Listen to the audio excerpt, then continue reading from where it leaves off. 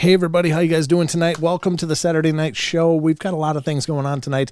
We did have a cancellation, so it's going to be a normal variety show here on the Paranormal Portal, but we got some great stuff lined up for you guys, so buckle up. It's going to get good.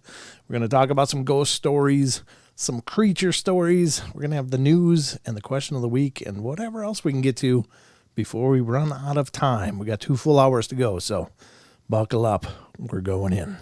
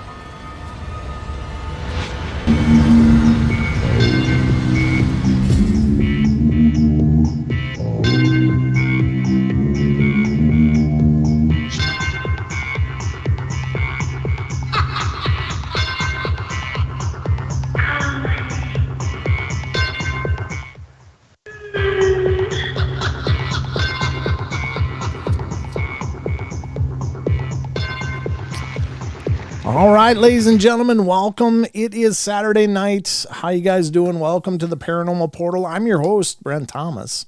We just had to connect with the network there, so that's why we had a hiatus between my opener and now, for those of you on YouTube.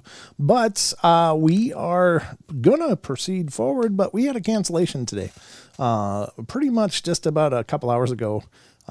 Which happens, unfortunately. It's one of the hard parts about doing these shows, because when you have guests on, you're kind of at the mercy of guests. But, I've been doing this for a lot of years, so I started prepping just in case anyway. And then sure enough, the guest had to cancel, and that was Daniel Benoit, of the founder of ECBRO, East Coast Bigfoot Research Organization, was going to be here tonight.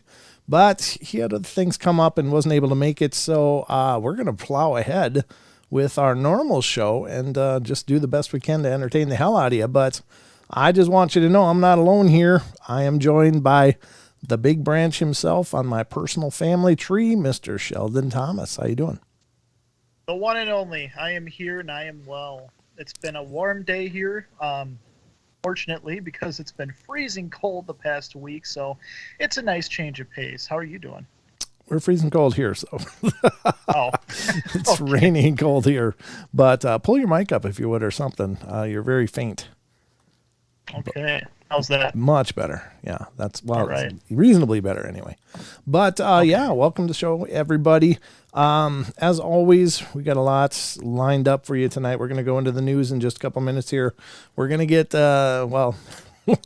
we might have a Discord question of the week, because that's the one part that I couldn't do anything about because quite honestly, Discord questions take a while to generate answers. And I don't know if we have any. So we'll see.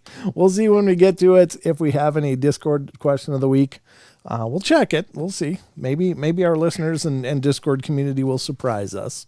But we featured a question from our good friend, Mr. Android Purity, who's also a mod both on the channel and on the Discord. So, yeah, I guess we're going to just keep working with it, Sheldon. Are you all set? Because I got to do some announcements here, of course. I'm ready to go. All right. So the first announcement, of course, is a thank you to Extreme Expeditions Northwest LLC, who's been a longtime friend of the show and a friend of mine personally. But they have created the Cryptid Coin, which is a cryptocurrency centered around cryptid research and investigation, and really exciting for us to have them as a sponsor here on the show.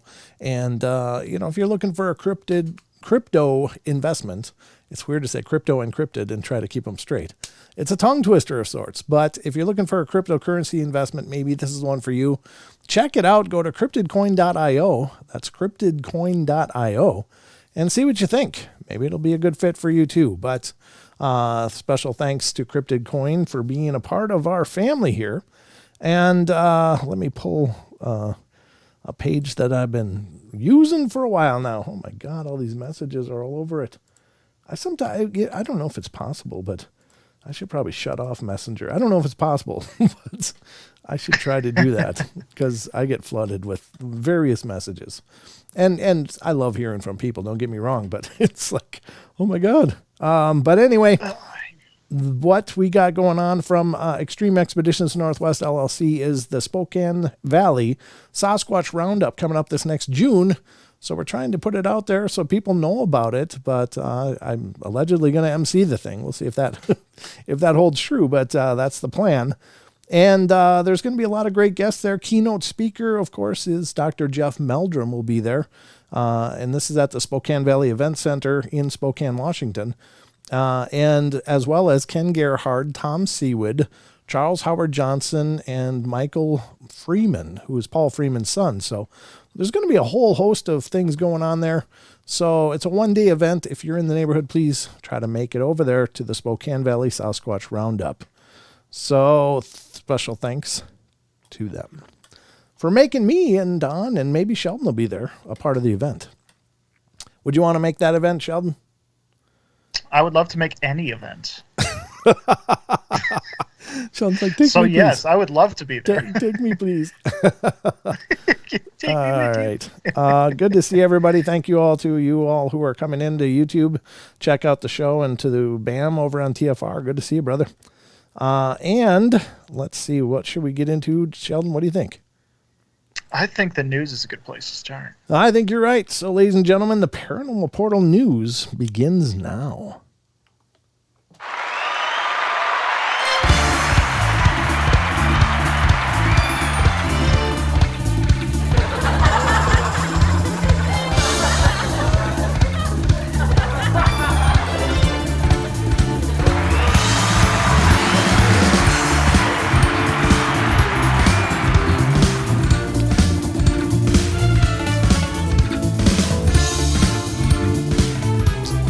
All right, ladies and gentlemen, welcome to the Paranormal Portal News Desk. I'm your host, Brent Thomas, your anchor, rather.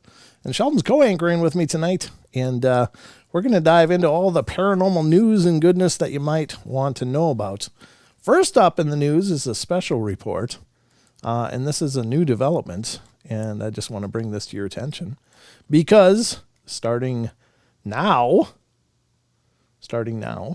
there is a Paranormal Portal webpage. Just look for paranormalportal.net and that'll bring you over there. And this is the Paranormal Portal webpage, and it's got a timer, which now this is at 0, means that I got to reset this before every show.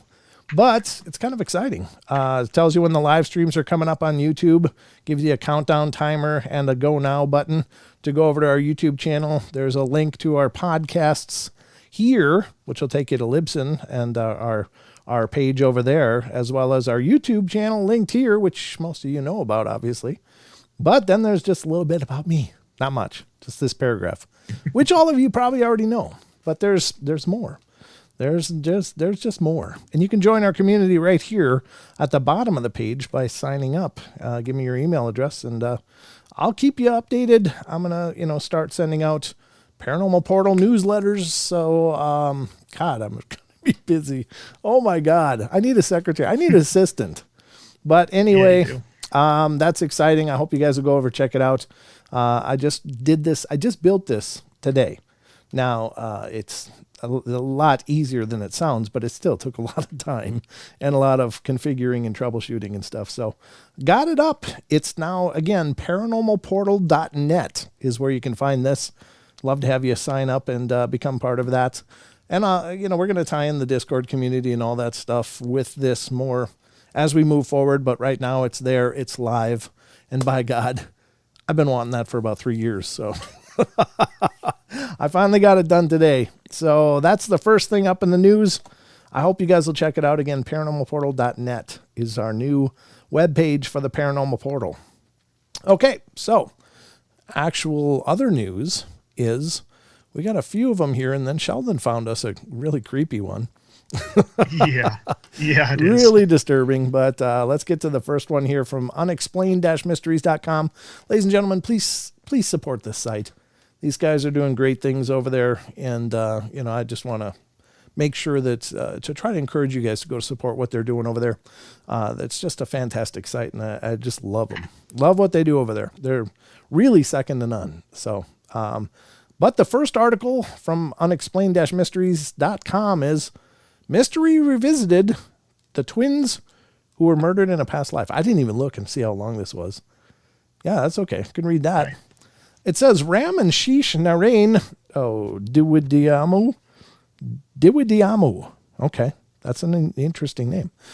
Compelled many, including prominent psychologists, with their unique reincarnation tale. Born in India in 1964, the two boys quickly regained what they believed to be memories of their past lives as two farmers.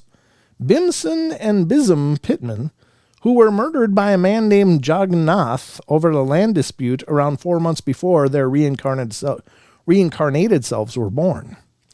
As with some of the most compelling cases of alleged reincarnation, the twins seemed to be able to recall specific details about their past lives as well as the names of their family members. Whoa. According to accounts from the time, friends and family members of the deceased farmers traveled to visit the twins, who instantly recognized them despite having never met them before. Some of the details they could recall about their past lives were particularly impressive, including individual items of jewelry they had owned and the exact size of their plot of land. The case eventually reached reincarnation researcher Dr. Ian Stevenson of the University of Virginia, who conducted an extensive study into the twins' claims. What the hell is this? Jesus. God. Nice ad. Yeah, what the hell? During a first visit to India, I learned the cases consisted of much more than a child's claim to remember a previous life, he wrote. The children also showed behavior that's unusual to their families, and in those cases in which the claims were verified, matched the behavior of the deceased persons the children claimed to have been. He was particularly intrigued about how the twins knew about the murderer of their past selves, including the names of several of his accomplices. Perhaps most intriguing of all was the presence of birthmarks on both the boys, which seemed to correspond to the locations of their fatal injuries sustained by their predecessors. Could Ram and Sheesh have really been remembering details of their past lives? We may never know for sure. Well, it sounds pretty interesting. That's not a phenomenon unique to these guys. There's been other such claims, of course, that we've even covered on the show. But is it possible children can remember? I think so too. I mean, what are the odds these kids could recognize family members and jewelry and talk about their land and who killed them and how they died? Yeah. I mean, the chances of just coming up with all those details is pretty insane. That's way insane. I mean, not insane in a bad way, but it's just, the odds are so against it. And that's kind of the key takeaway there. It's like, is it possible they could have just fabricated a story like that? Well, maybe, but what are the odds that they would be able to? you know, And it be would correct and about match the details. Yeah, and match the details of an actual situation that happened. So I don't know, ladies and gentlemen, I don't know, but I think that stuff is absolutely fascinating, and it may very well show us that we continue, and maybe we continue back again. God, I hope not. I don't want to come back. Don't make me do it. No, I'm just kidding. I'll give you, it's like eternal bliss or more of this. Yeah, let's weigh those out quick. Yeah. Can tell you which one I'm rooting for, but it may not be true. Who knows? I don't know. I don't recall being there before, so maybe I will, but not yet. Not yet. Very interesting story. I think that stuff is absolutely fascinating. What do you think of that, Sheldon? I mean, just like I said, I absolutely believe that. I mean, what are the chances? I mean, Yeah. the part about the birthmark thing I think is really interesting too. And I mean, obviously we've read stories about that. We've talked about that on the show, and that's something I'm really intrigued by. Me too. I mean, if the birthmarks line up with their past injuries, then I kind of have to believe at that point. That's another, bing, you're hitting all the marks. Remembering past family members, remembering details about your life, behaviors and mannerisms. Could you imagine the parents? You go clean your room. Wait, why don't you clean it? It's like an adult. What do I look like, the mom? Come on here. Yeah. It's just some sexist pig. It's the same person, literally. Yeah. I know. It's like, come on, where's my lunch? What do you got, hooks in you? Come on, quit busting my chops here. You just get a terrible, terrible person. And you got to deal with all of that. It's like, I don't know. That would be a horrible thing. What if your past life you were a jerk and you remembered? Oh, I don't know. It's just humor. It's part of the show here. So if you're new to the show, this is what you can expect moving forward. Maggie says that my daughter said, quote, "Remember when I was the mummy and you were the baby?" She was around 4 at the time. That's a cool thing. Yeah. That's very powerful. I believe it. I really do. I really think there's so much more going on here, obviously. Otherwise I wouldn't be doing the show. But Yeah. when situations like that happen, I mean, of course, most people default to, oh, it's just imagination, just playing. But what if it's not? Then it's a real huge clue that there's a lot of stuff going on. Next up on the newscast, scientists weigh in on claims of phantom UFOs over Ukraine, from TK Randall at unexplained-mysteries.com. And this TK Randall, man, this person blows me away. Every article is TK Randall. It's incredible. Oh.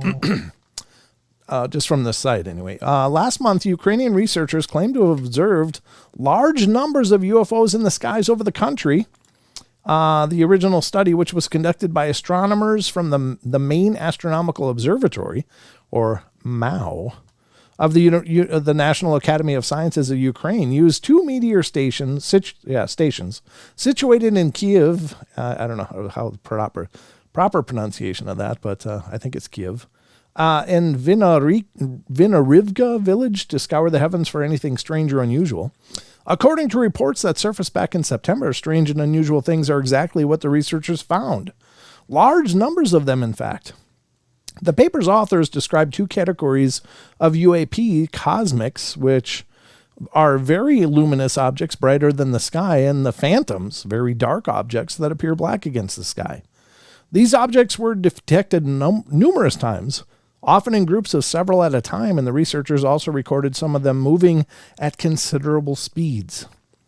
While these revelations caused quite a stir at the time, other scientists have since moved to play down the significance of these claims and to argue that the sightings were not at all what they seemed. Why? Were they there? I mean, these are astronomers looking through and making these claims. And so these other astronomers are, no, that's not what they saw. They didn't see that. What a bunch of dicks. An investigation with the National Academy of Sciences of Ukraine, for example, concluded that the findings did not meet the professional requirements for publication of the results of scientific research. That's me looking at the camera.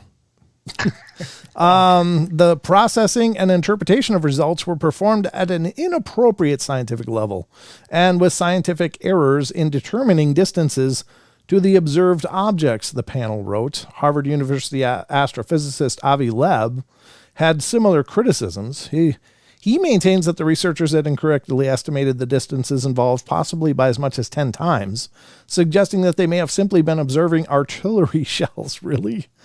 Oh, no. Come on, Avi. Really? They wouldn't know what artillery shells look like? If you bring it even closer, it could be insects. Oh, jeez. Like a fly moving at high speed near the telescope, and it would appear dark, he said. Oh, come on. Well, there are reports of unlit UFOs. They're not all lit like Christmas trees. There are reports of some of them just being dark. And do artillery shells like change direction? Flies do, but I mean, really? You think they wouldn't notice what a fly was? I don't know.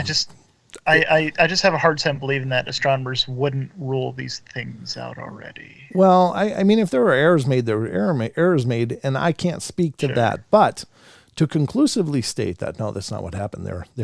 They're absolutely not using scientific protocol here. It's like they're scientists and they observe something. Done. Right. Bada bing, bada boom. I mean, is it testable? No. Is it repeatable? I don't think so. Probably not. But they saw something they couldn't explain. These are astronomers, for God's sakes. They're not like some, Boy Scout troop looking at telescopes for the first time. It's a very different thing. So I'm disappointed in that. But, of course, I'd love for it to be real. Yeah, for sure. I'd love for more people to get on board with the fact that there's more going on in this world. But that's my confirmation bias. I think the reason why it's doubted is I've heard that there's a lot of propaganda going on both sides of that war. Oh, I'm sure. For instance, the Ghost of Kiev, apparently that's not a thing. Like there wasn't just a solo, apparently, but I don't know, Who knows? So, yeah, it's hard to say. Yeah, it is. And information and propaganda are part of warfare. I mean, for sure. But what would these scientists have to gain by saying, hey, there's lots of things in the sky. We don't know what the hell they are all of a sudden. Yeah, I guess that really wouldn't work with the war effort. Just saying that, hey, there's some weird things in the sky. That well, really it neither helps nor hinders it, really. Yeah, it's just neutral. Yeah, neutral information. Oh, yeah, absolutely. So, all right, well, that's another one. That's another one on the news festival tonight. Let's get to the next one. And this is, all right. I don't know if we can read this whole one, but I just wanted to bring it up because it's the most bizarre thing I've ever heard suggested. I don't know how long it is. Yeah, it's a really long one. But we'll touch on the beginning of it. From unexplained-mysteries.com. Will it ever be feasible to send astronauts to Venus? I guess if you can find astronauts that love boiling ammonia baths and stuff, that it's like, really, that's kind of like, if we found a gateway to hell, would we send astronauts there? Probably not, and that's kind of like what Venus would be like. So I just needed to address that, because why the hell would anybody volunteer? I'll go to Venus. Are you kidding me? I'd love to die of toxic fumes and acid rain, like literally acid rain, and any number of other frightening aspects of life on Venus, or the lack of. No, I'm just saying no. Let's not go there. Maybe. But there you go. The whole article is, of course, available on unexplained-mysteries.com. If you're looking for more of what they're talking about here, then, go check it out. It's a pretty long article, though. Longer than we have time for here on the news. I just wanted to make my point. I don't know a lot about Venus, but I know that it's not going to become the next vacation spot anytime, ever. So... the next story up on the news festival tonight here on the Paranormal Portal is from unexplained-mysteries.com. This one is from 2011. This one's a little weird. Doctors find uterus in Indian man. Now, I don't know if that makes him like a hermaphrodite or what that is, but let's see what it says. An Indian farmer baffled doctors after they found a full female reproductive system in his abdomen. What do I do? There's the button. I was waiting for it. I didn't know which one to push there. I was like, what do I do? Is that weird or is this funny or what's going on? The discovery was made after the man had visited hospital complaining about stomach pains. To remedy the situation, surgeons operated to perform a hysterectomy on the man to remove the unwanted organs. Doctors suspected a normal hernia, but when they carried out an exploratory operation, they were shocked to discover it had been caused by a female uterus, ovaries, fallopian tubes, a cervix, and an underdeveloped tissue. Wow. I don't know. What is that one of those things like he maybe was going to be a twin and absorbed the twin kind of thing, and the twin would have been a female? I don't know. Or wouldn't that be a hermaphrodite? Because usually it's one. One is underdeveloped and one is more developed. Well, yeah. I guess. I don't know. They're not calling it that, though, so I don't know what they would call it. But it's anybody's guess. I don't know. Very strange. So, and a man actually had the full reproductive thing cooking there, and just doesn't sound like there was, no opening for it. But, yeah, very strange. I don't know. I just kind of was baffled by that. This is obviously from the archives of unexplained-mysteries.com. What do we got for time here? Because we got 2 minutes. We're going to extend the news after the break because I want to make sure to hit one that Sheldon brought to the table. And maybe we'll just might be okay skipping though. No, it's kind of newsworthy actually. So we got about 2 minutes left. This one I guess we can probably read as it's shockingly disturbing. But this one is a shocker of all. And this is unexplainedmysteries.com. Man attempts do-it-yourself hernia surgery. And this is from 2011. 63-year-old man made headlines this week by trying to fix his own hernia using a butter knife. Oh, for God's sake. I don't like that. Police who arrived at his home were shocked to discover him in a lounge chair with the knife sticking out of his abdomen. Even more bizarre is that what he did next, after pulling the knife out himself, he proceeded to insert the cigarette he was smoking into the wound. The man is recovering in hospital after attempting surgery on himself using a butter knife. Police said 63-year-old Glendale man cut into himself with a 6-inch butter knife in an attempt to remove a protruding hernia from his stomach. Wow. I do not try this at home. Yeah, you got to be a special kind of stupid to do something like that. I was going to say, was he okay in the head too? Was there something going on in the He decided to do his own surgery. I don't think it didn't mention he was a doctor. He just decided to use a butter knife and take care of it. It's not like you just put some putty and some fresh coat of paint on it and you're good to go. You can't. Yeah, Luna said, why a butter knife? Why? Maybe he has really hard butter and he's got a really good butter knife. I don't know. I don't know what to do, folks, but we're going to be going to the break any second. There's the bell. All right. I'm going to continue the news on the other side, so I'm not going to give you an outro yet because we got a couple more to go. Don't go away. There's more to come here on the Paranormal Portal. More disturbing stuff. It's always disturbing here, Sheldon.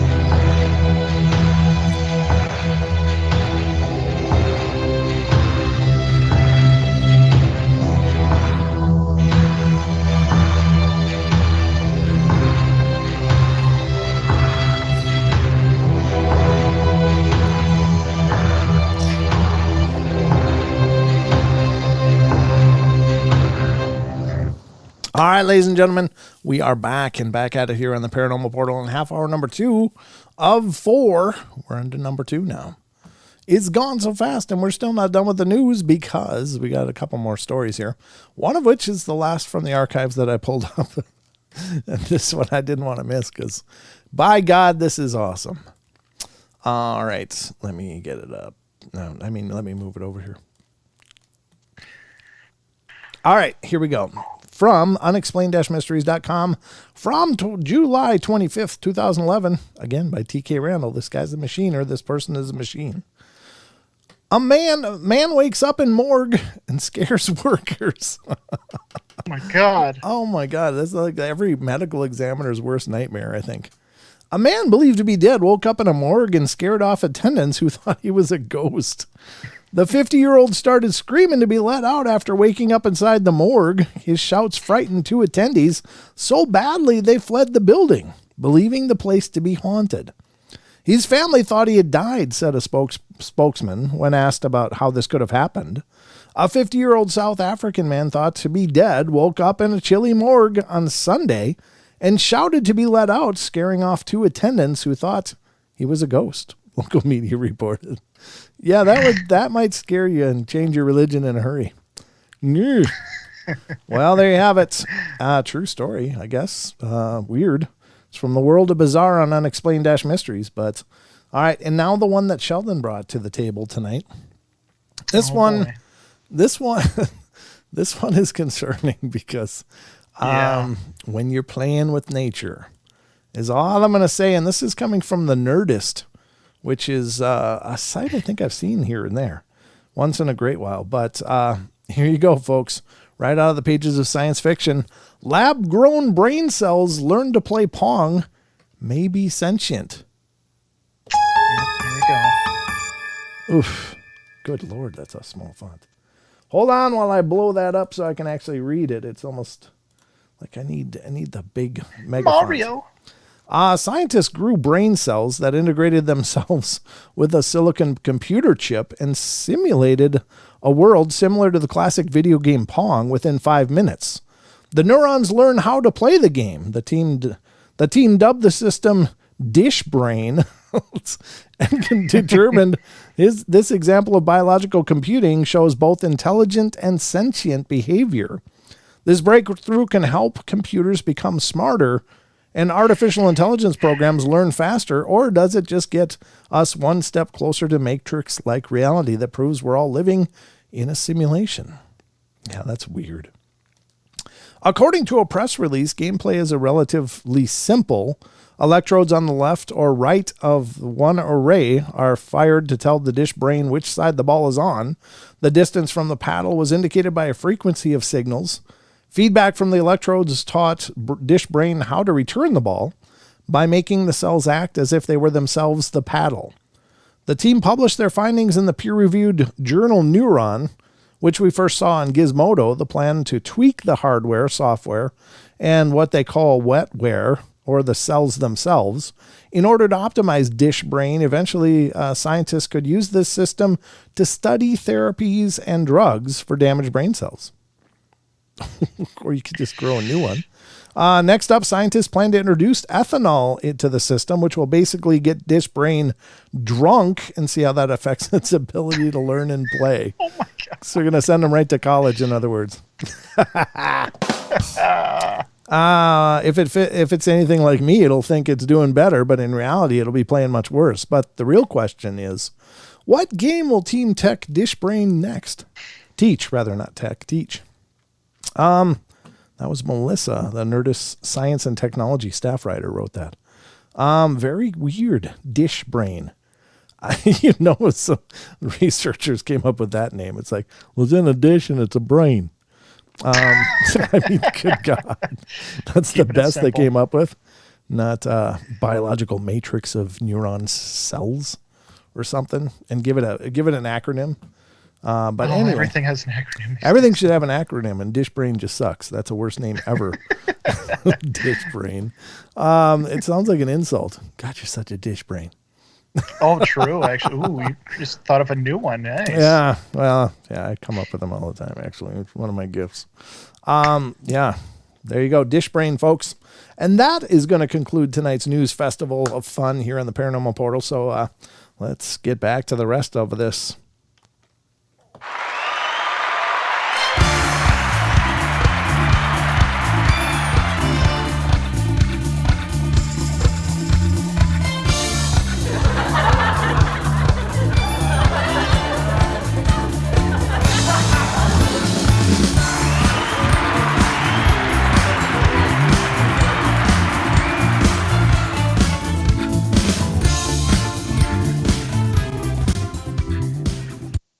We are the most trusted news ever. Thank you, Wes, for that intro. I love how you ended it with the most trusted news. That's so hilarious.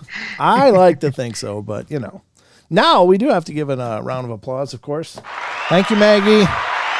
We love you. Thank you so much. We really appreciate it. That's awesome. Okay. All right, so... I just don't know if I want to look. I don't know if I want to look, Sheldon. Do it. Do it? All right, ladies and gentlemen, it's time.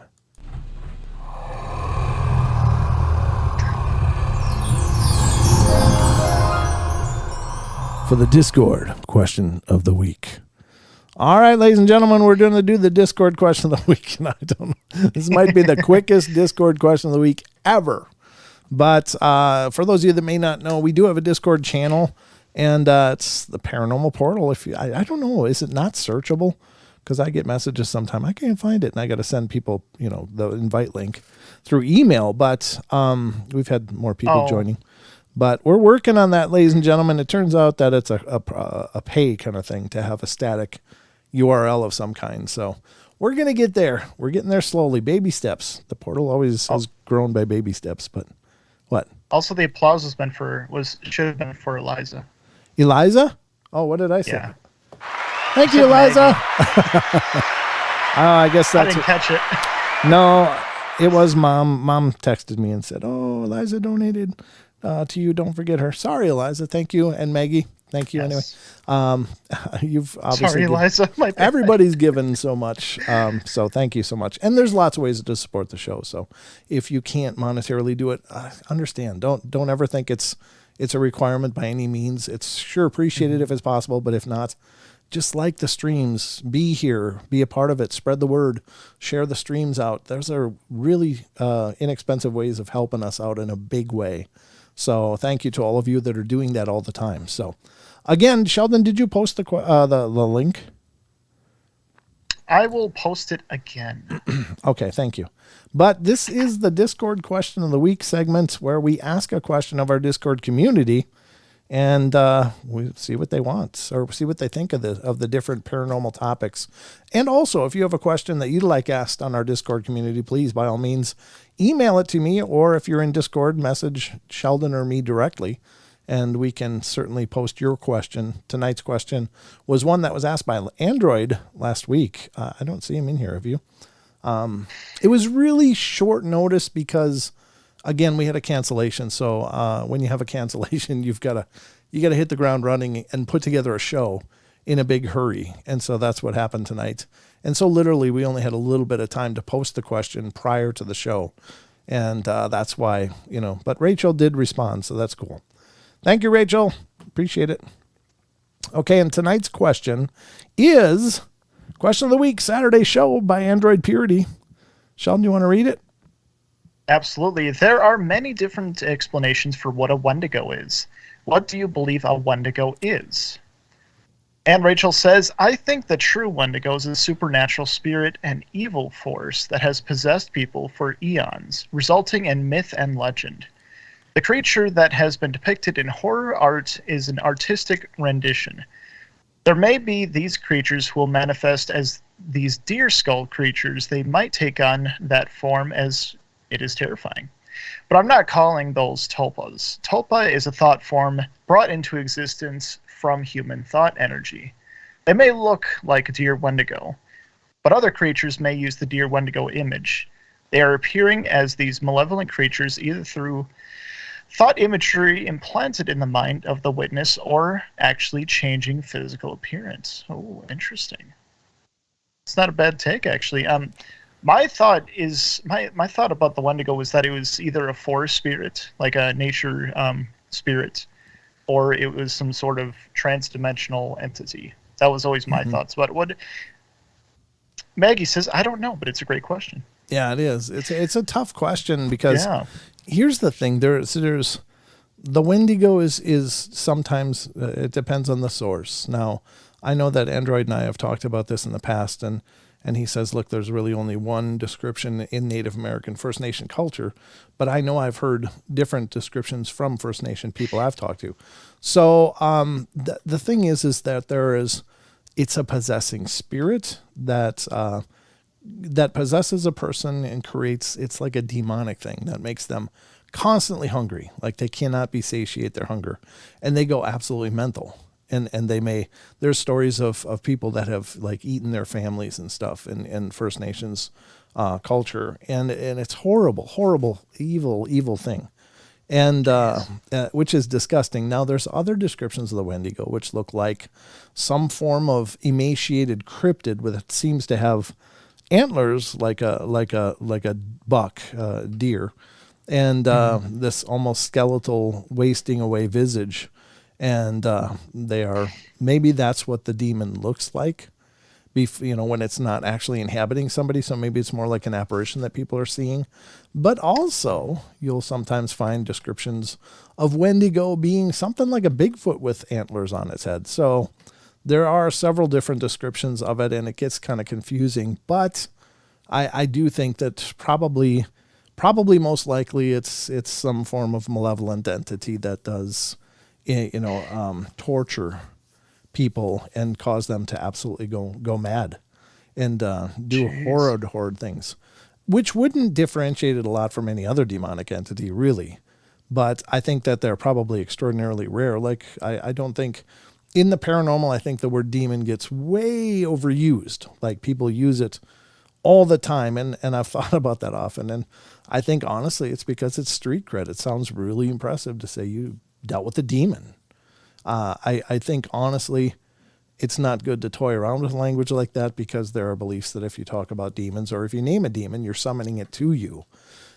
And so I would caution people against using that, just because what if that's true? Do you want to deal with something that is literally a principality of power, very, very extraordinarily dangerous, and has nothing but time to wait and watch and wait for you to make yourself vulnerable to it?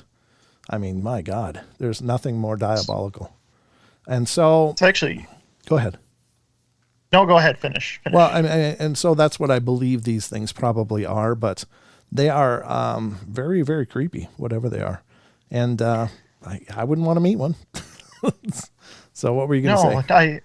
That's the first description I heard, that it was malevolent. I guess I've only seen the imagery and like a little bit here and there. I didn't know that they were depicted, or at least rumored to be that like malevolent. That's really there's nothing nice about them. They're not just I saw a Wendigo while I was out in the woods. It's like it's not just like a deer. If you see one, you better start drinking holy water or something. Oh, you're on the list type of thing. I see. Yeah, because it's revealed itself to you, and I think that can't be a good thing.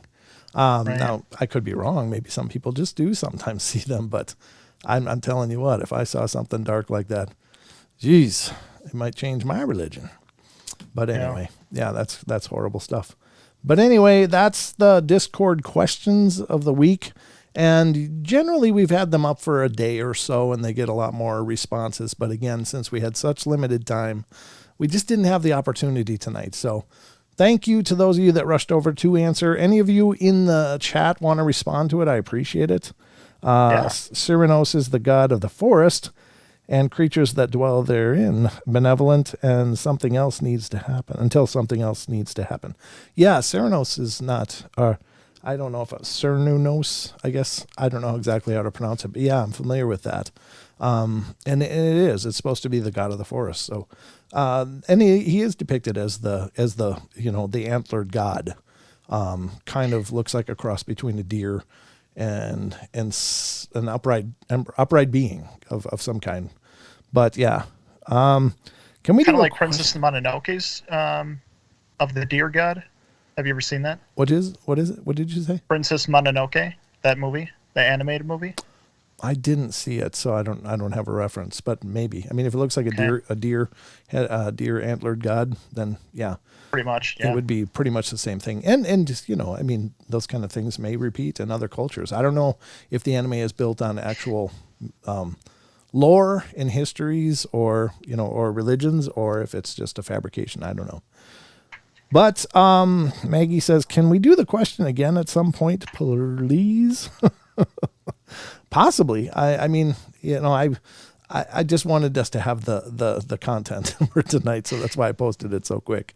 But maybe it was in poor planning. Maybe I should have just said, "Hey guys, we didn't have time for it. Sorry, next time." But it is a good. We'll do a redo so that everybody can get their thoughts out there. Maybe. Yeah. Okay. Well, there you go. A little forewarning then. We'll keep the question of the week then again for. But I don't know. Is there more to discuss? Yeah, I guess whatever you guys think it is. Yeah. We can use it for next Wednesday and just give you guys a lot of days to look into the phenomena. Yeah. It's not a really well known thing because, of course, a lot of things like that are born of the First Nations beliefs. They're very tight-lipped about. They don't talk about these dark things very often. Obviously, because we don't know much about skinwalkers, we don't know much about Wendigo and any number of other dark things that just are not encouraged to talk about, because that is a belief in a lot of First Nations communities that by discussing it, you are summoning it, which also is mentioned in demon lore all the time. If you discuss demons, you're summoning them to you, which I find incredibly interesting because, of course, and I've said this on the show before, so it's nothing new, but I find it interesting that to name a demon, you're summoning it to you, but to dispel a demon, as in the Catholic rite of exorcism, the demon names itself, it becomes weaker. Very interesting. Very interesting correlation. Interesting. Right? Yeah. That's very...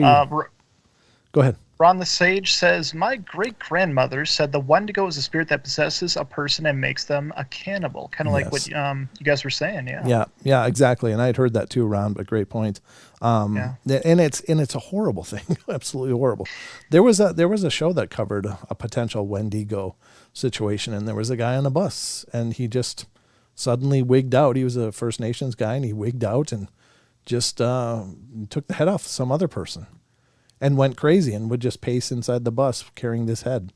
Now, oh my God, that could just be normal psychosis, but what if it's not?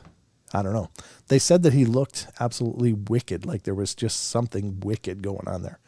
And what a horrible, horrible thing. So, again, is there truth to these things? I think so, but I don't think it's that much removed from the any other demonic thing, but it's just a different name. Rachel asks, isn't there's Wendigo psychosis that people have been diagnosed with? I don't know if there's an actual psychological term for that, or psychiatric. I don't know. Maybe there is. If it involves cannibalism, then yeah, probably. I mean, it would take a name from a legend, sure.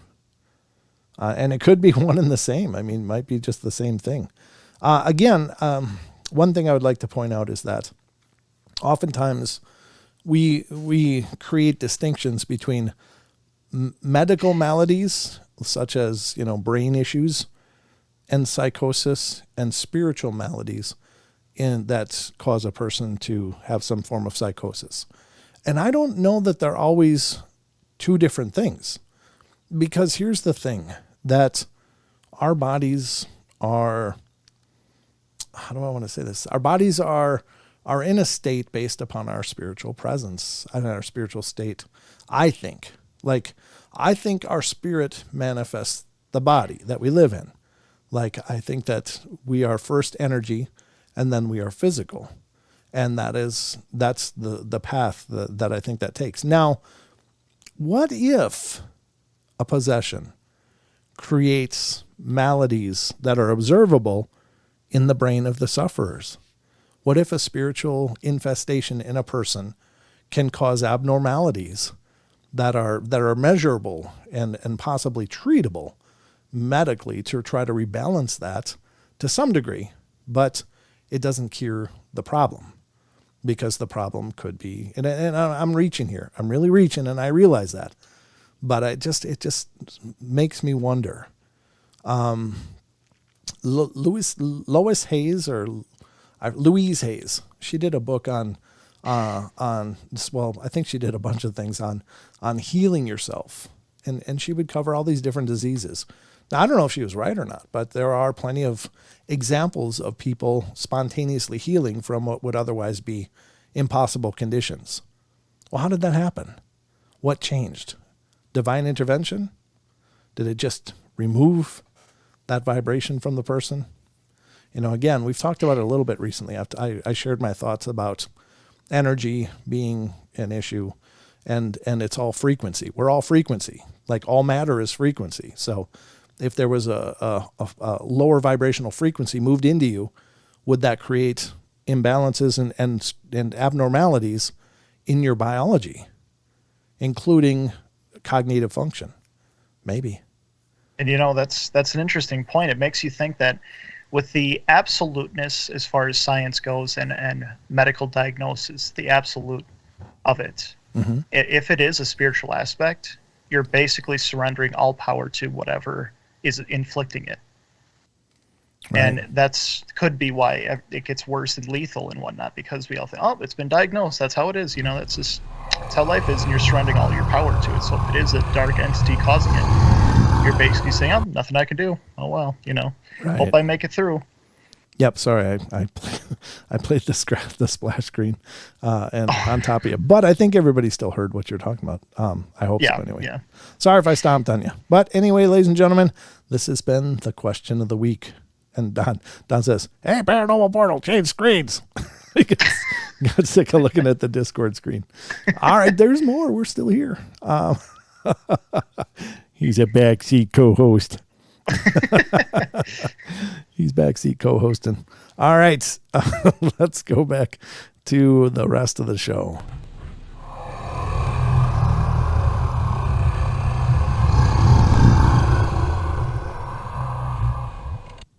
Boom. There we go, ladies and gentlemen. That was the Discord question of the week. And basically, those are the discussions we're going to be having on the questions of the week portion. And again, the Paranormal Portal is just all about discussing this stuff. I don't pretend to have the answers. I really don't. I just have thought about this stuff for years and years. And I got ideas. I might be absolutely wrong. And I'll be the first to admit that. But, I don't pretend to have the solutions to any of this stuff. But I just have a lot of questions. So first and foremost, the Paranormal Portal is a discussion about all this crazy stuff that goes on around us. And, these are the breadcrumbs that we're following. And wherever it leads, it leads. So if you're new to the show, that's what we do. We talk about this stuff. So from Wikipedia, Paul Holland says, in psychiatry, the Wendigo is the name of a form of psychosis, which is characterized by an intense craving for human flesh and an intense fear of becoming a cannibal. Oh, man. Yeah. Wow. Interesting. That's absolutely horrible. Yeah. And Ron the Sage had said something up here. He said, modern science has been leaning towards the idea that all matter is energy. Yeah, I agree, Ron, for sure. But I'm just trying to see if we missed anything else. No, I think that was it. But yeah, true story pics of before and when possession occurred. Eliza, what does that mean? Is there pictures of that?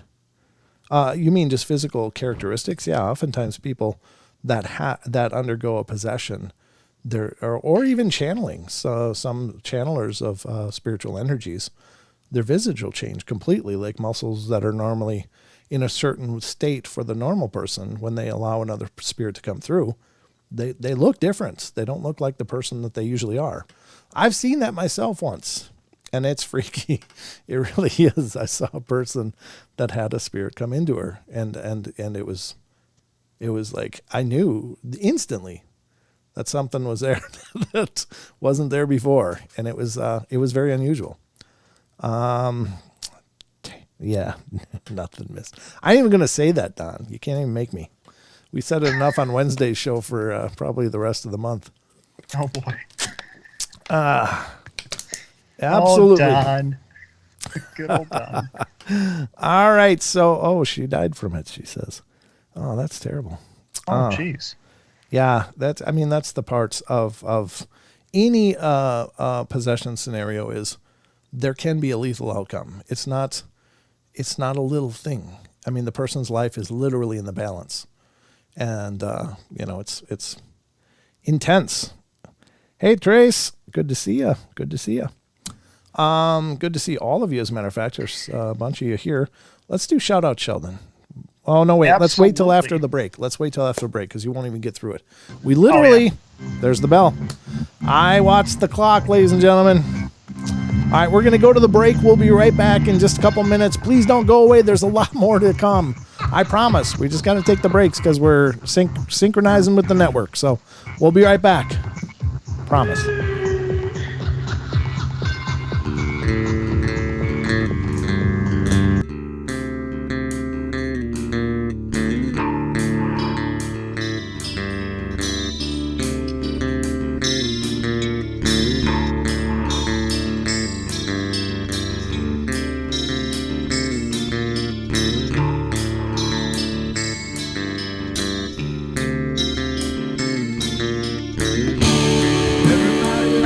Play their games.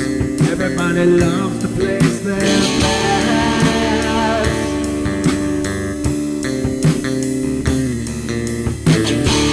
They don't understand the price I paid. They don't care to comprehend.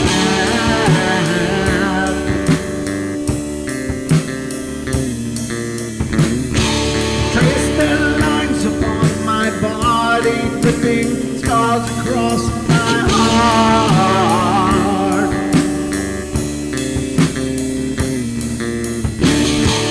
Raging anger pours inside me as their lies keep falling apart.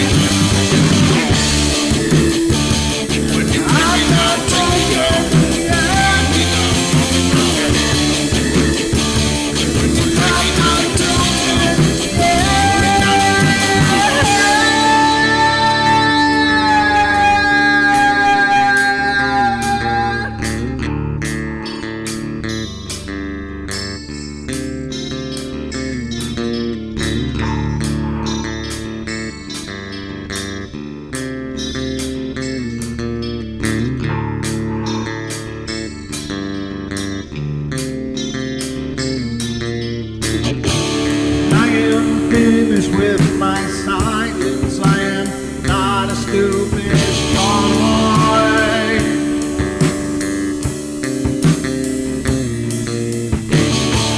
No more breaking me with kindness, just you dance upon my joy.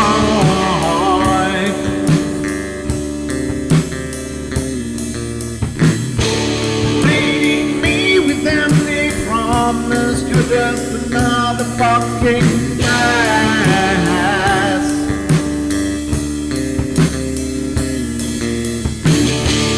Taking off the slice of my sanity, just make sure that you're well fed.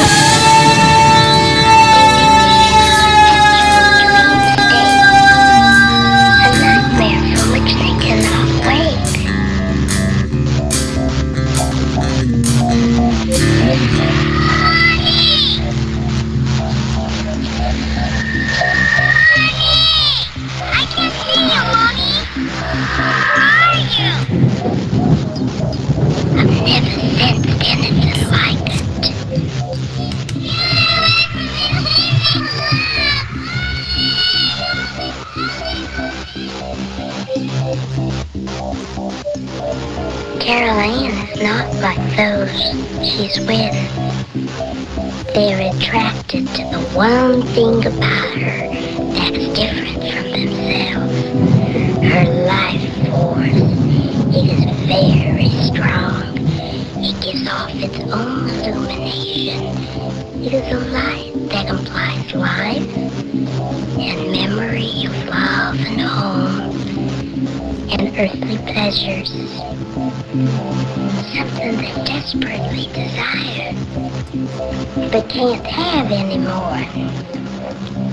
Right now, she's the closest thing to that.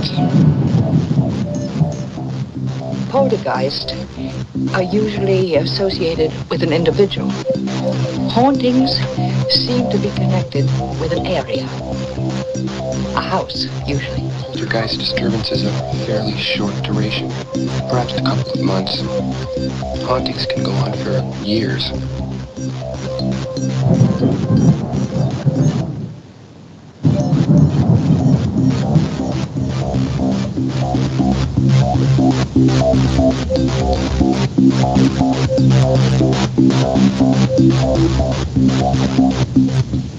All right, ladies and gentlemen, after that extraordinarily long second hour intro, we are here, of course, the Poltergeists.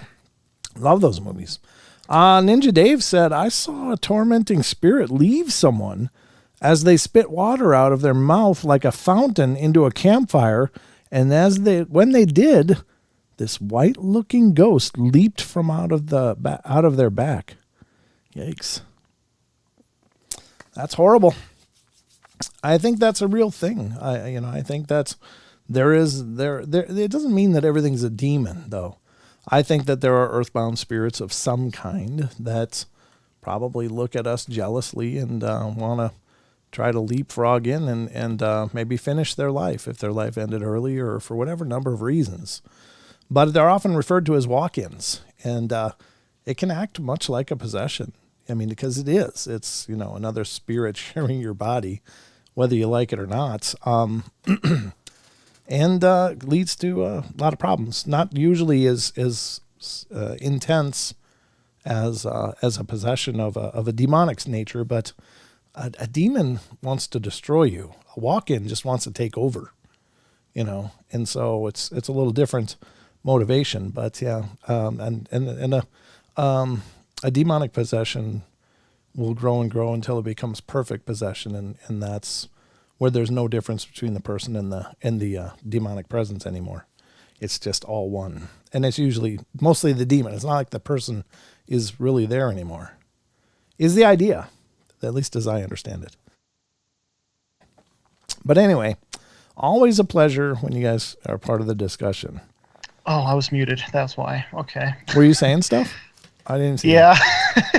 I know. I was like, what's going on? Oh, I'm muted. Okay. Why is nobody talking to me? You were a disembodied spirit there for a while. Oh, man, I was. I know. Thank you. God. All right. What were you going to say? Or That's what were you how saying? it feels like. I see. Yeah. But, yeah, what do you think's the real distinction between wandering spirit, a lost dark spirit, versus a demon, versus like the levels of darkness as it gets? Well, I think the worst of the worst is the demonic. These are extraordinarily powerful, dark things, and they've been here forever. I mean, really, they've been here probably a lot longer than we have, and there's all kinds of origin stories for where they came from, whether they were, the fallen angels or whatever, or whatever. But I think that there's lots of things that exist in our plane of existence, somewhat maybe out of frequency with us, but that were never human, but they appear to us, or when they're observed, they're more spiritual in nature, so we call them some kind of ghost. I mean, ghost and spirit is just this catch-all term, and it's not really descriptive, and you never really know what you're dealing with. Anything dark is going to lie and say it's the devil or whatever. I mean, how many times have you heard of, ovuluses or EVPs or any number of things saying, I'm the devil? Well, I don't think they're the devil. I don't think that they are in and of themselves that level of evil or power, because why would they be playing with somebody's electronics? You know, if it were truly a being of that kind of, I don't know, power or stature or whatever, it wouldn't be messing with people in that way. And, you know, the one thing is that I really don't believe demons will ever announce themselves, ever.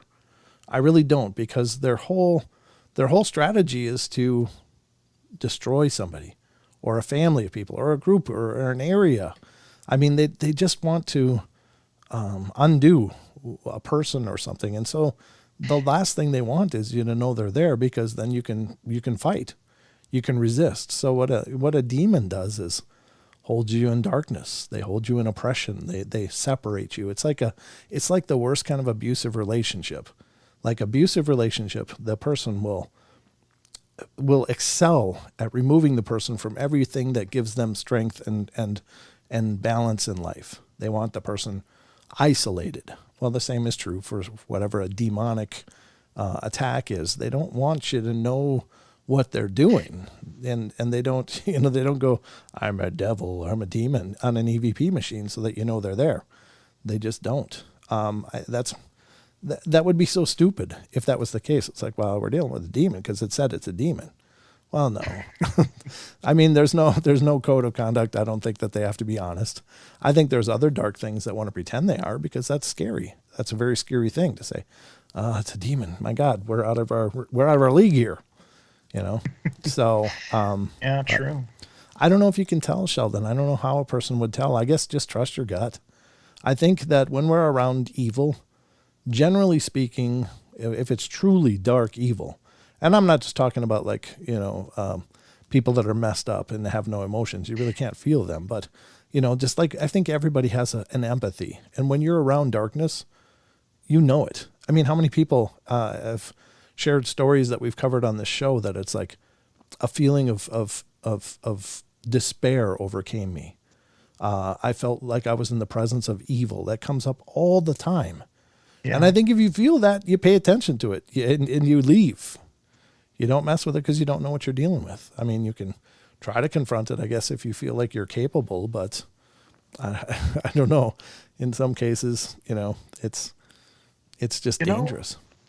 Maggie brought up a good question. Maggie asked, what does a demon get from completely destroying a person? Like, it's true. Like, what does it gain? It's wasting its time on it. What is it? What do you think it gains from it? So what if we're all energy? What if we are energy, right? And yeah. So what if they are indeed fallen angels? They've fallen out of the light of God. The light of God is, quote unquote, whatever you believe, there's a divine source. Well, whatever they are seems to be somehow removed from that. And so they don't have that infinite plug-in maybe. And so maybe that's why they want to destroy people, because they don't have that infinite source of energy and love, perhaps. I'm speculating wildly here, but I wondered the same thing. And what I thought of is, what if they are something that was cast out or fell out of the divine somehow? And they're sitting in this lower vibration, angry and brooding and wanting to destroy everything that is light around them. Maybe it's hate. Maybe it's sustenance. Maybe it's a combination. But whatever it is, they are malice. They are malice incarnate. I don't know what happened to them. I don't know what destroyed them or broke them so much that they just despise the light. And there's light in people. So maybe that's all it is. I don't know. I've felt that darkness before, and it is agonizing. It is absolutely agonizing and empty. It's not, it's like, I don't know how to explain it. It's just, it's an experience I never want to repeat in my life, because it is just, it's so foul. It's so, I don't know, contrary to anything that is good and decent. And it just exists to destroy, as what it seems to me. And why they're mad, I don't know. But it could be hate. It could be jealousy. It could be rage. It could be all the above. It could be they need the energy that people possess as beings of light. Maybe they can absorb some of that and sustain themselves. I don't know. Maybe they're nothing but parasites. I don't know. But whatever. Like Rachel says, we're all walking. As far as what she's trying to she's saying, we're all walking batteries. So like to them, maybe we're an energy source for them. Yeah, exactly. And I think that's possible. So any number of ideas. I don't know, folks. And there's different ideas out there. I don't have any answers, but I got a lot of thoughts. Which one of them are right? Which ones are wrong? I don't know. But whatever they are, just steer clear. Stay in the light. Stay in the light. It's actually funny. I actually haven't told you this either. I completely forgot to tell you. But about a week ago, I felt I've been seeing shadow people, or something running by my room door, like that was dark. Yeah. And for on and off throughout the past week, I've been feeling something dark and something watching me. So, okay. Well, we'll talk about some things that you should do then later. Yeah. I don't mean not to share publicly, but here's the thing, folks. If you're gonna do anything like cleansing, if you're gonna do anything like purging, if you're gonna try to clear your environment, it has to resonate with you. And I can't speak to everybody's belief systems. I mean, that's not fair of me and it's not correct. But I will just tell you that if you want to get rid of dark things, whatever you're passionate about, if you're Christian, utilize those symbols, utilize those tools, utilize the Bible, utilize prayer, because it's extraordinarily powerful. If you're Buddhist, utilize those tools. If you study Reiki, utilize those tools. But there's no one size fits all for this, so I don't try to offer advice to, publicly about that kind of thing, because it has to resonate with you. It has to, because here's the thing. I really firmly believe that faith is the key. Whatever you believe in, you have to have faith in that. And that's what empowers it. Not that it doesn't have a power in and of itself, but your faith accepts it into you and radiates it from you. And that's the key with faith. Faith is not just going, I believe that this exists. That's not faith. Faith is a knowing. It is a complete surrender to something. True faith is, or some level of surrender to that, because you know that is powerful and part of your makeup, part of who you are.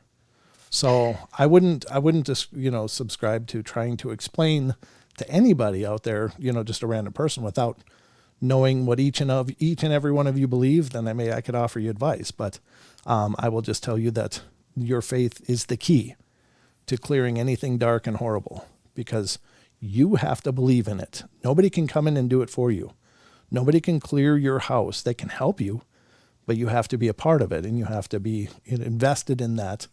And it has to utilize things that you're passionate about, whether it's the Bible for Christians, or Buddhism, or shamanism, or whatever you observe.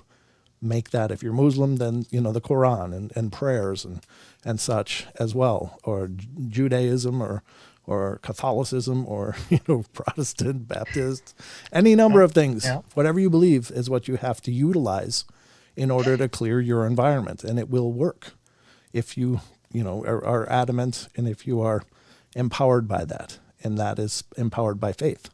So faith is the key, always the key. If you believe a piece of cheese is holy with all of your heart, that cheese will become amazing. And cheese is holy. Jeez. All right, I'm going to change that example. Where's my but-um-cha? I gave it. You were just not listening. You were too busy laughing. Okay.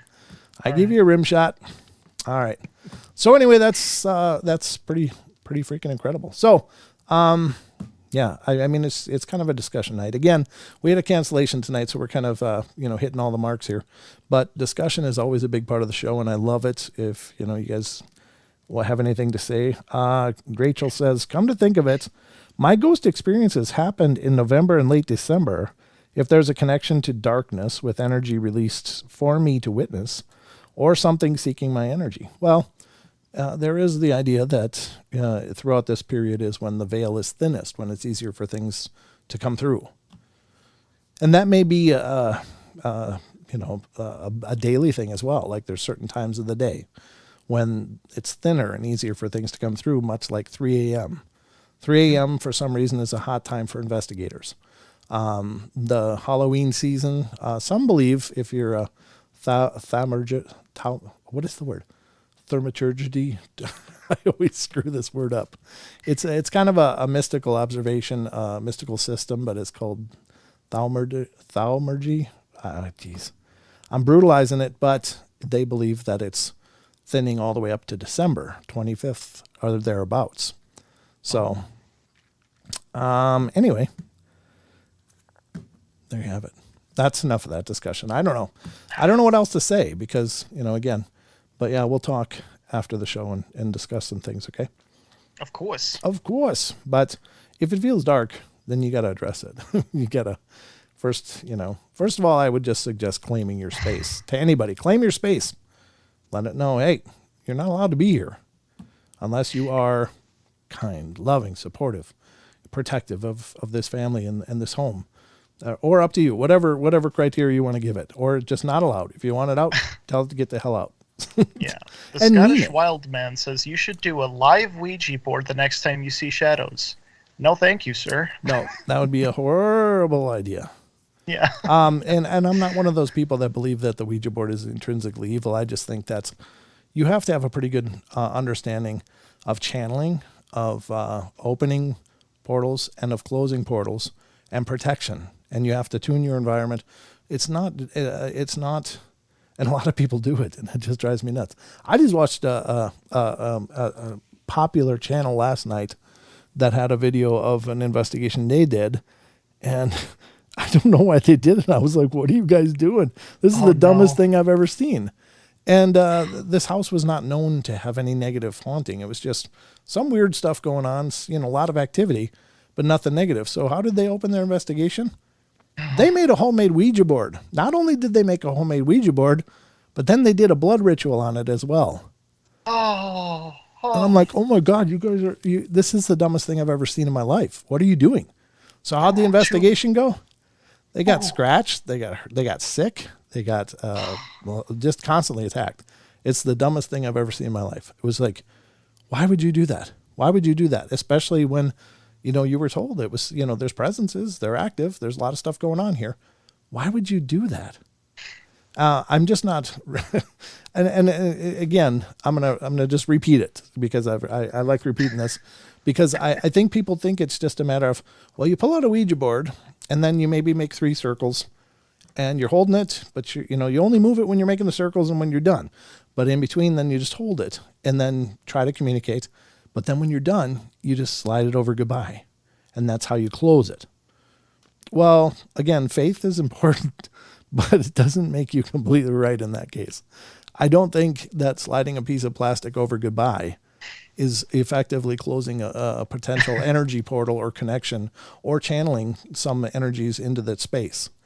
So anyway, and by the way, I think homemade Ouija boards are by far the most potentially successful form of Ouija boards because in a lot of esoteric practices and occult practices, including Wiccan, including witchcraft, including many other things, it's not just a matter of fashioning something or getting something, but you have to attune it. There's a tuning. A tuning is creating a bond or connection with an item to you so that it'll help you with what you're doing. And when you make a Ouija board, you are creating it from your own hand. You are absolutely attuning it to you. And so picking up a Parker Brothers board and whipping it out, it's not really attuned to anything. And I think that may be why, 99% of Ouija sessions are just people moving a planchette around and getting freaked out. But I think if you make a Ouija board, yeah, you're way further than maybe you should be. So be careful. Be very, very careful.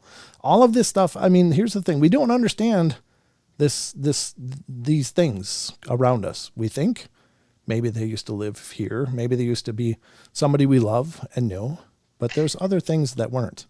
And when you're using a Ouija board, you're saying, come through me. You're the channel. You may not know it, but you become the channel. And anybody that channels spirits has to take precautions, has to prepare. And when you're using a Ouija board, you're a blind channel. You're not even in control of it. You're just saying, is somebody here that wants to talk? Oof. So it could be anything around you. Yeah. it could be many things around you.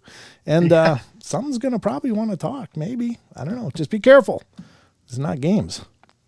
Anyway, just my 2 cents for what they're worth. Let's get to some of the other stuff here. I don't know. I mean, I've said this stuff many times on the show. For those of you that have been with us for a while, I apologize for the redundancy, but I think it's the kind of stuff that we definitely have to talk about every once in a while because, I think it's important. And, by the way, I don't pretend that I know everything. These are just things I believe.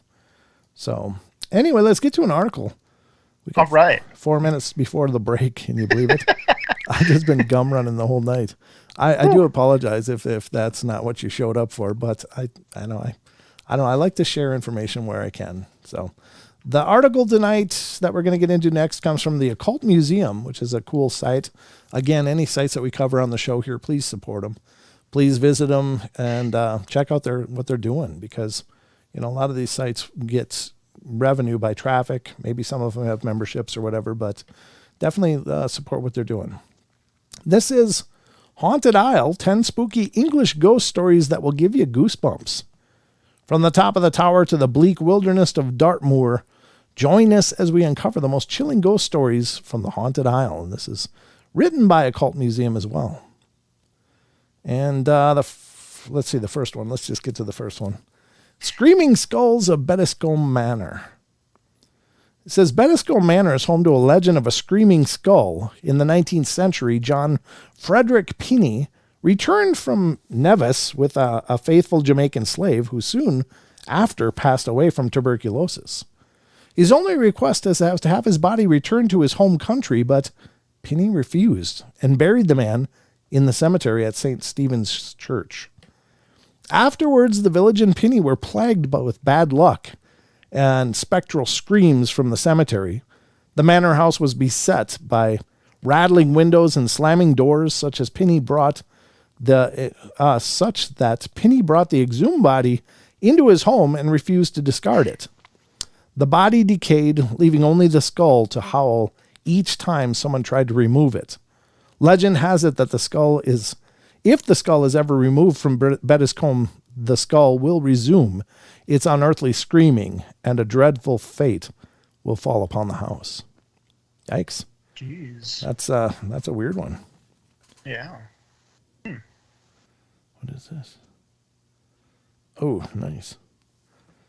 Okay. I just had something sent to me quick. Sorry. I had to check it out. Number 2, The Ghosts of Bodmin Jail. Bodmin. I think I need new glasses. I think I might need glasses for the show, and that's a whole different kind of glasses that I'm used to. Because I'm actually I'm nearsighted. I usually see closer just fine, but something about these web pages is like sketching up my eyes after all these years. Bodmin Jail is a historic former prison built by prisoners of war in Cornwall on the edge of a nearby moor. Currently, it is home to the museum similar to the London Dungeons, for its gory displays of prisoners' offenses and punishments. Before closing in 1927, the jail was the site of a naval prison, over 50 public executions, and, for a time, World War II, a cache of national treasures. Many ghosts have been spotted at this defunct prison, including a wandering spectral woman, gaunt faces peering from cells, and a woman who attempts to drag children away in a section of the old lower floor.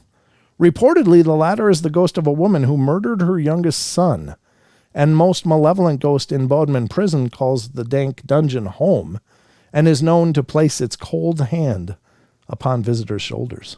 Oof. Wow. That's a spooky one, right? Yeah. Yikes. I mean, I'm not surprised that there's activity from the history. Yeah. I mean, any prison is really going to be a pretty dark place, and certainly I don't know if the prisoners stick around or not, but I know that something comes there afterwards.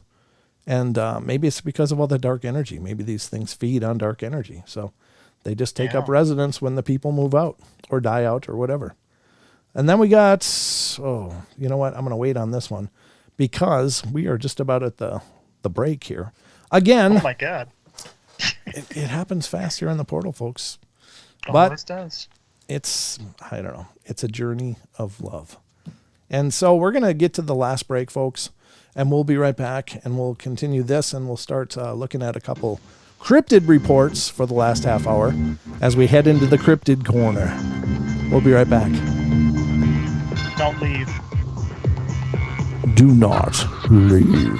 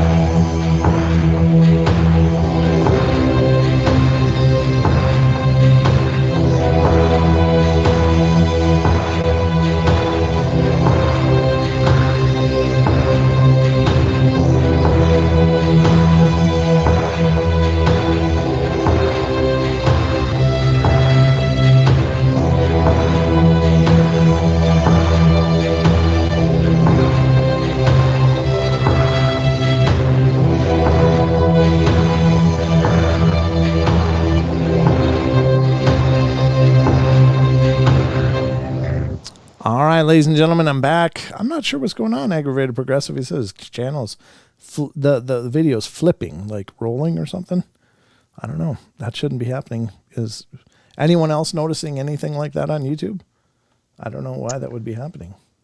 Looks good on my end. Let's see. Looks good on the dashboard end here. So I don't know, and I don't have any issues unless I don't know. I don't know what to tell you, but I'm sorry to hear that. And I hope it's something to switching to other vids. Okay. Well, I hope you get that sorted out. That's frustrating. Good. Wonder Woman says picture's good. Okay. I'm on YouTube. It looks good to me too. Nate says, all right. Thank you. Let's do the shout out, Sheldon. I'm sorry. I forgot. Did we do them? We did them or no? No, we did not do them. I know we were gonna, right? Right. Let's do them. Oh my. I know Bam's over in TFR. He's the only one there, but good to see you, Bam. Thank you so much for joining us. So who's in the YouTubes? So on YouTube's side, we have Aggravated Progressive, Maggie, Nathan, Nate, Ninja Dave. You're here. Rachel's here. I'm here. Sugar Britches is here. Consquatch is here. Aggravated Progressive. I said that. Sugar Britches, the Scottish Wild Man, Treese, Linnell, Wonder Woman, Don is here. Rachel's here.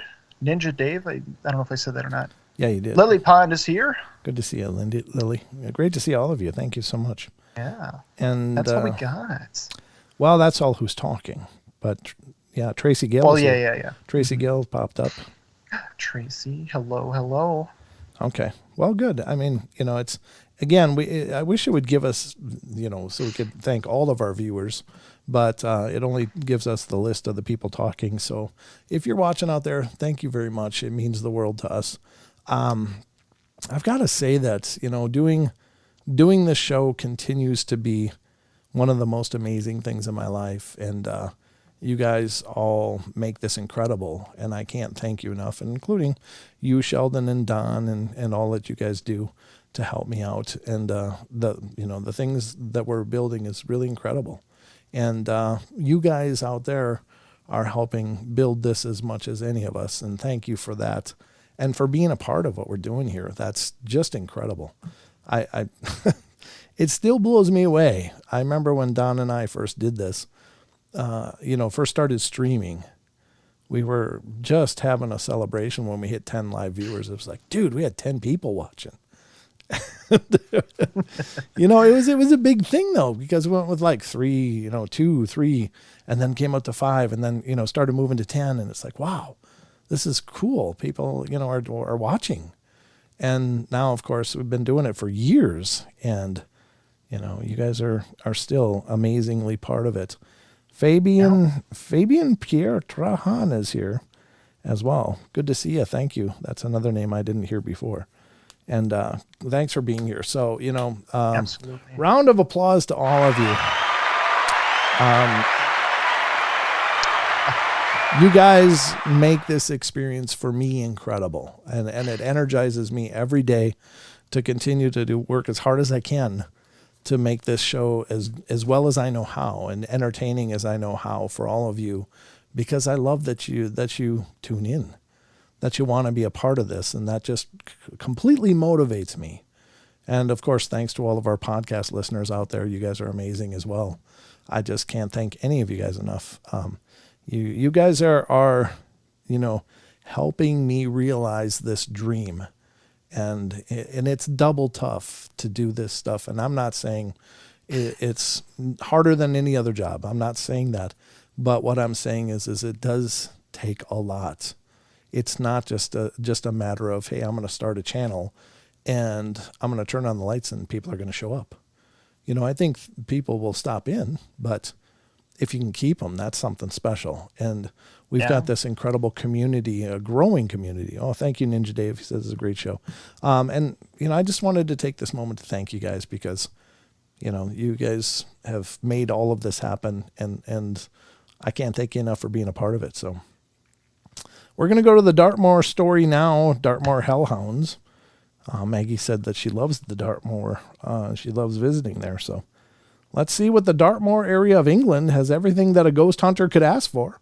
Fog, shrouded moorlands, vast swaths of windswept rock, and several ghastly spirits, perhaps Most terrifying are the Yeth or Yell hounds, so named for the inhuman wails they make while rambling through the area's woods.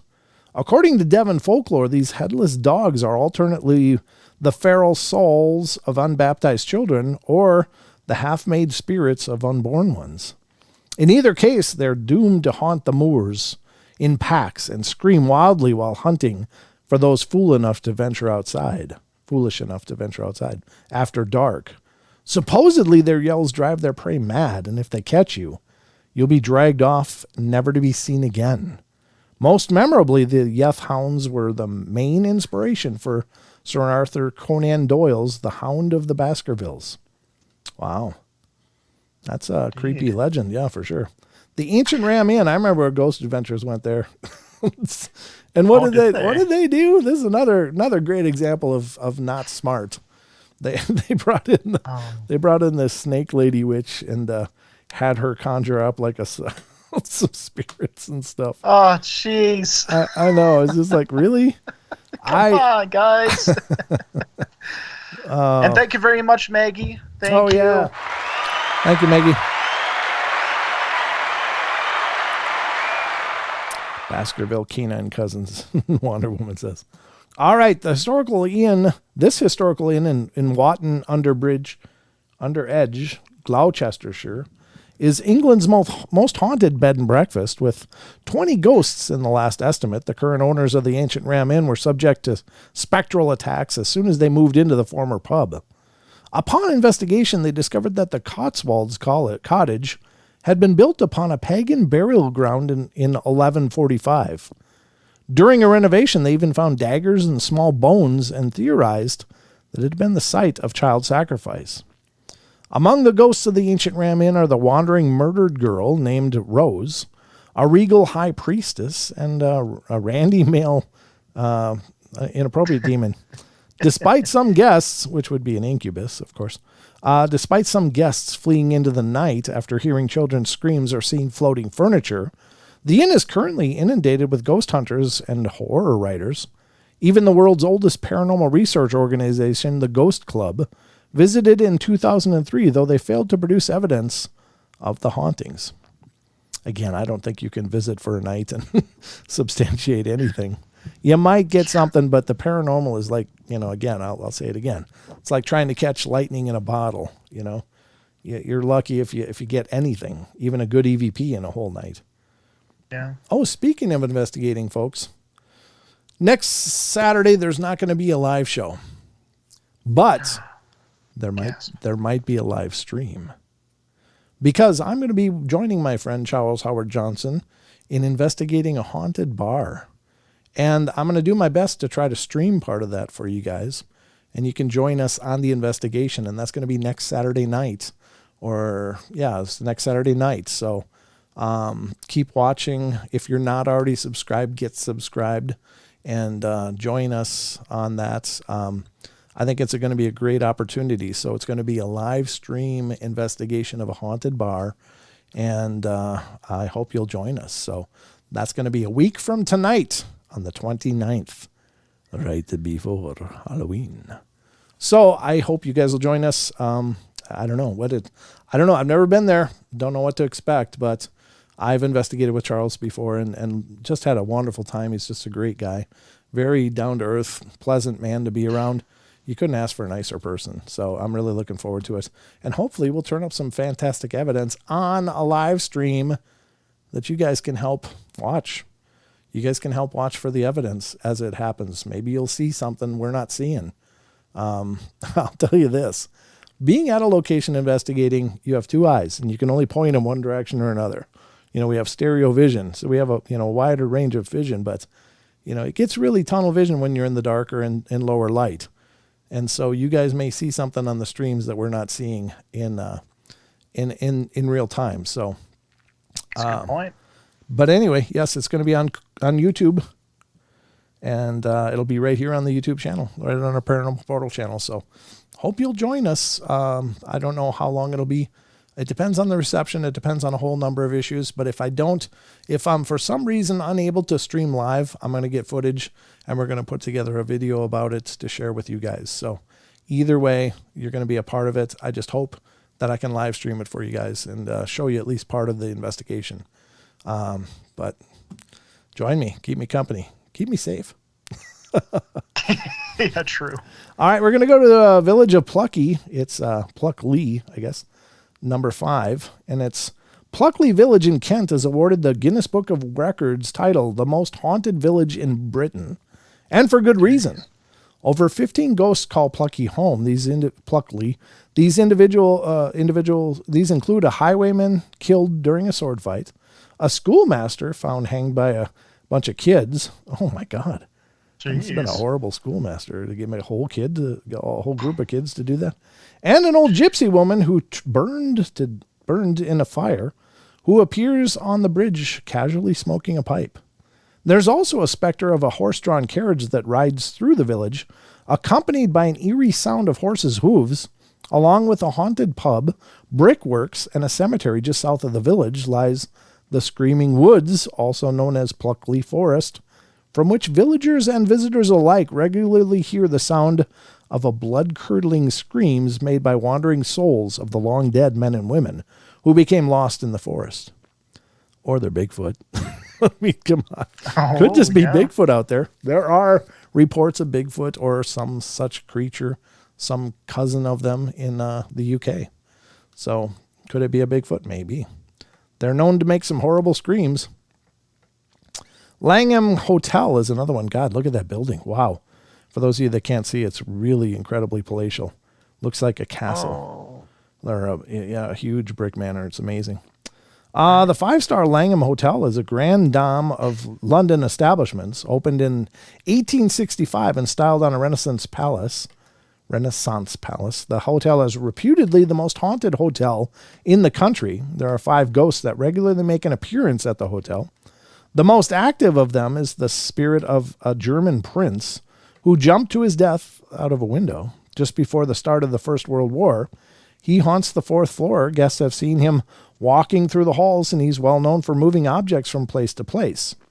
Room 333 is the most haunted room in the entire hotel. There have been numerous sightings of a man in Victorian evening dress who walks towards guests while they lay in their beds, his arms outstretched and eyes empty, before vanishing into thin air. Wow. Jeez. You know, if that's what he does, it sounds almost residual, really. I don't know why he doesn't have eyes, but it does sound residual. Number 7, this should be the last one, I think. Wasn't it 7 of them? I might be wrong. The 4-story brick townhouses of 50 Berkeley Square in Mayfair, London, was constructed in the late 18th century for Britain's prime minister. After his death, an elderly woman lived there, and it was then rented in 1859 by an eccentric Mr. Myers. After being jilted at the altar, he slowly went mad, and the number 50 fell into disrepair. Rumor spread of an attic room haunted by a tortured youth, child, or monstrous man. Soon legends abounded of maids and soldiers alike going mad after staying in the house. In one story, 2 sailors who entered the home unaware of this reputation awoke to a monstrous presence and fled, but one tripped and didn't make it from head trauma. By 1998, Berkeley Square was both the oldest unaltered building and most haunted house in London, and to this day, a police notice stands on the wall inside the house that proclaims that the upper floors cannot be used for any purpose. May all who see it heed its warning. Wow. So you can't even go upstairs. Yikes. Jeez. Oh, thank you, Lily Pond. Thank you, Lily. Oh, yeah. The Brown Lady of Raymond Hall is another one. Raynham Hall. Maybe it was 10 of them. Sorry. Perhaps the most famous specter on the list is that of Lady Dorothy, sister to Prime Minister Robert Walpole, and wife of Viscount Charles Townshend. Due to her husband's hot temper, she lived a troubled life in the country house of Raynham Hall in Norfolk, England, and was often limited to her rooms. 100 years after falling from smallpox in 1726, Dorothy's ghost in a brown brocade dress was first spotted during Christmas festivities. A year later, the Brown Lady mocked a skeptical Captain Frederick Marat, who'd requested to stay in her haunted rooms, causing him to shoot her ghost in the face. She vanished until 1926 when 2 visitors saw her on the stairs. And then in 1936, she became famous when the Country Life magazine photographers captured her image, though she has scarcely been seen since. And there is the actual image. This is probably one of the most famous ghostly photographs ever. That's crazy. Right? Wow.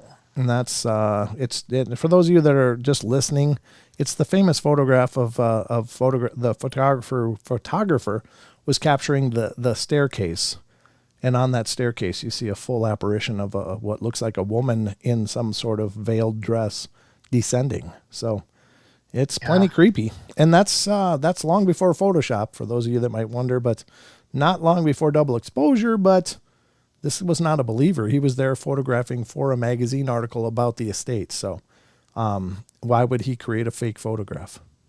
True. Very interesting. Number 9, the Tulip Staircase. This is another famous ghost photograph. And that is the actual photograph for those of you that are watching. Oh. It says, historically, the Queen's House section at the National Maritime Museum in Greenwich has seen its fair share of hauntings, from a woman gliding through walls to unexplained choral chanting. However, few had captured clear evidence of this 4,000-year-old structure's ghosts. 4,000? Really? Until retired Reverend Ralph Hardy of White Rock, British Columbia, took a picture of a shrouded figure on the Tulip Staircase in 1966. Legends told of a maid who died after being thrown from the highest banister, and regularly appeared to visitors as a pale figure mopping blood at the base of the staircase. Convinced that he had captured a ghost, Hardy sent the photograph to a London ghost club, who arrived a year later to hold a seance. The notes from that event provided some sense of the disturbing events that occurred that night, with a bell ringing and a luminous stone appearing before the handwriting became indecipherable. And to this day, visitors and staff alike regularly report ghostly sightings. Next is the Tower of London, and I've seen that. That's I've not been in it, but I walked around it. The Tower of London's historical complex sits on the River Thames North Bank and hides a bloody legacy of torture going back to its founding in 1066. I mean, think of that. Those buildings are that old. Here in the U.S., we might have something from the 1700s, but these are like 700 years prior to that.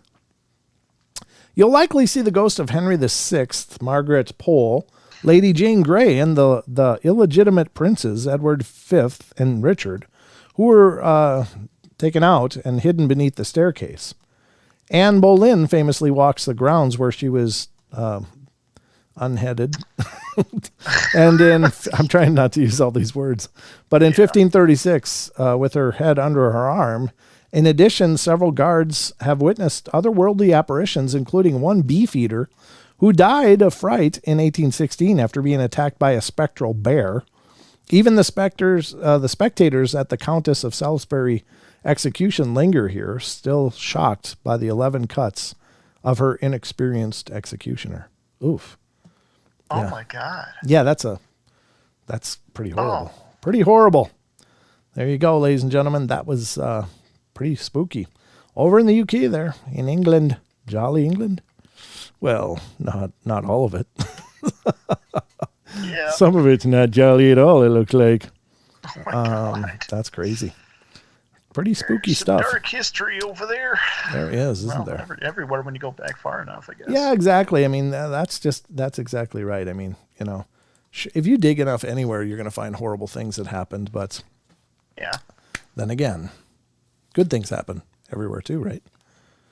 Yeah, absolutely. Good point. Yeah. What do you think of all those stories, Sheldon? Makes me want to go to the UK even more. Yeah, I think maybe some point in the future we'll make a journey over there and tour those things and make an episode about it.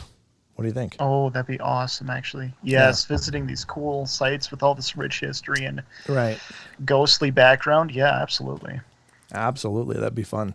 Those are all part of my vision of the growth of this show, is to do things like that. One of the bucket list places I want to go is Australia, to meet a lot of our friends there and do some yowie hunting with AYR and check it out. I hope they got like motorized paths though, because I see the trail is that they go up and down.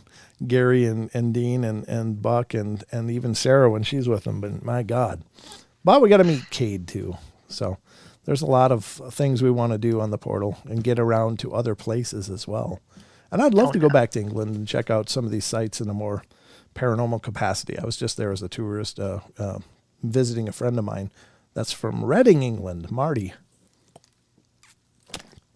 Had a lovely time with him and his family. That was a lot of great times. But someday I'll return. Absolutely. So anyway, we got 5 minutes left. My God, the night just ran away. The night disappeared, Sheldon. It did. It always does. Really, we should be used to it, but we never are. Never ever. Let's see what I can look for a small one here. Here's another one from Phantoms and Monsters. This one's a quick one. Again, this is Lon Strickler's site. Definitely check it out. Support what he's doing over there. And special thanks to Lon for letting us use this. But this is a creature report. Unknown humanoid apparently recorded in Mexico. There is screen captures from the video. This video was apparently recorded and sent by a couple in Mexico. No other information was provided. Now, this is very visual. Let me give a link. Put it over in TFR for Bam in case he wants to check it out himself. And there you go, Bam. It's in the TFR chat for you. But here you go. It says, on the hill or mountainside, there appears to be a cave opening, and standing at the entrance is an unknown humanoid being. The humanoid seems to be looking in different directions by moving its head. It later crouches and moves inside the cave. The chest and thorax appear to be brownish in color, possibly hair-covered. The head shape does look similar, somewhat simian. Simian? Yeah, like a monkey or ape-like. Oh, I see. Yeah. Okay. Yeah, I don't know. It's just such. I mean, it's a potato camera, right? So yeah, to me, like just what my mind is putting together, it looks like a shirtless guy with green pants. Yeah, it kind of does, doesn't it? I mean, Yeah, it doesn't look like he's putting together. I don't know what this dark band in his midsection is, and I'm not sure what we're seeing below that. But yeah, even though the location was not given, the bluff and the heights look very familiar to those in Mexico state of Nuevo Leon. This is just my opinion. What are your thoughts on this entity? Is it human or something entirely different? Again, it's really tough to make any kind of judgment from this. It could just be a friend of theirs crouching in the cave. Like, hey guys, check it out. It's big enough I can get in here. That could easily be the case. I mean, it could just be something innocuous like that. And then like, hey, maybe people will believe it's a creature. And so they do things like this to make their dumb video go viral. But maybe it's real. Maybe it's legitimate. I don't know. I've not seen the video and I don't see a link to it. So there's no way to check it out, but curiouser and curiouser. Could it be? Maybe. It does just look like a person's crouching down to me, though. I'm not seeing anything extraordinarily ground-shattering in that, but maybe I'm missing it. The only thing that's weird is the midsection, which is missing or just dark, because maybe his midsection's in the cave a little more. I don't know. Right. Yeah, it could be. It's hard to know. I mean, we don't know what we're looking at. I already did this one. Yeah, too hard to tell. Too hard to tell, folks. We just can't narrow it down here on the portal. We don't have enough information. If we had more information, we could probably narrow it down. But anyway, folks, all I can tell you is we're out of time. The time has gone. It's 1 minute and a half left. My God. Where did it go, Sheldon? What's that? Where did it go? Where did the time go? It's a paradox, isn't it? It always is a paradox here on the show. And, ladies and gentlemen, there's always the opportunity that you guys could have called. I didn't see the calls. If anybody called, sorry I missed it if you did try. But it's certainly one of those things we love having on the shows, too, is when people call in and talk to us. And Thank you all for being a part of the journey. And, again, thank you for all your love and support and encouragement of this show. There's some things that are in the works that hopefully are going to be expanding what we're doing, and it's going to make me a lot busier than I am now. And I'm already getting really stupidly busy. So I just want you guys to know that you guys are making all of this vision possible. And as we grow, more so will we accomplish to bring you the best shows we can. But I hope you guys continue to spread the word. Please check out the podcast if you haven't already. It's audio only, but it's not this show. Usually, sometimes we port over YouTube episodes for it. But definitely hit the link that Sheldon posted in the YouTube chat. That is our new website, paranormalportal.net. You can find links to everything we're doing over there. So just remember, we love you all. Be good, be kind, be nice. Take care of each other. Help each other out. Find the magic in every day. And remember to laugh as much as you can. We'll see ya Wednesday. Be there. Good night. I'm taking attendance. I'm just warning you. All right. Might be a test. Okay. Good night, everybody.